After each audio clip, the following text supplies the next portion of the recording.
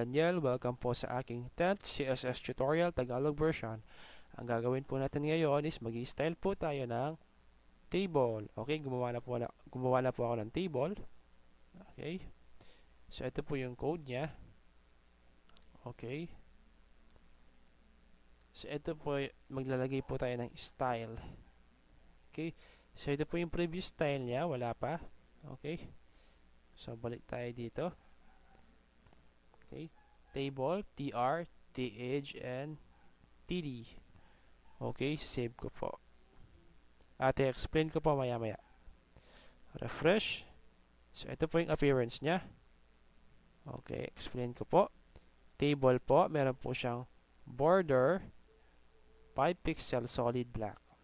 Okay, so ito po yun. Nakapalibot. Okay, 5 pixel solid black. Next, tr po. Okay, ibig sabihin po nito, table row, background color is green. So, ito po yan. Row 1 and row 2. Okay.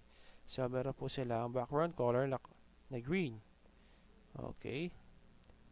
Okay, so, ito po. TH or table header. Okay, mapapansin nyo po yung table header is bold po yan. Okay, yung border po is 2 pixel dotted red. Nasaan po yan? Ito po. Okay. Ito, tsaka ito. Okay. So, sample po. Palitan ko po ng color yung font. Color. Okay. White. Save. Okay, refresh. So, ito po. Okay. Yun po yung table header. Okay. Ito naman po yung TD, table data. Okay, meron po siyang border 2 pixels, dashed blue. Yung pong isa ka dotted, ito po, dash color blue, 2 pixel. So, ito po. Okay. Ito po yung code natin para makita nyo lang. Okay, meron po tayong TH dito. TH. And the rest po is TD. Okay. So, punta po tayo dito sa code. May explain lang po ako dito. Okay, so pwede po tayong maglagay ng maliwan po sa background color na to. Pwede po natin siyang i-overwrite. Okay?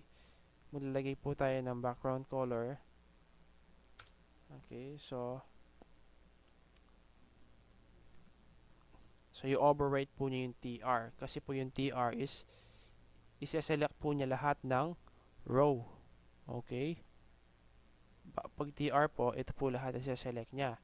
Pero pag TD po, or TH is individual lang. Okay? So, gagawin ko po ito na color yellow, for example. Yellow.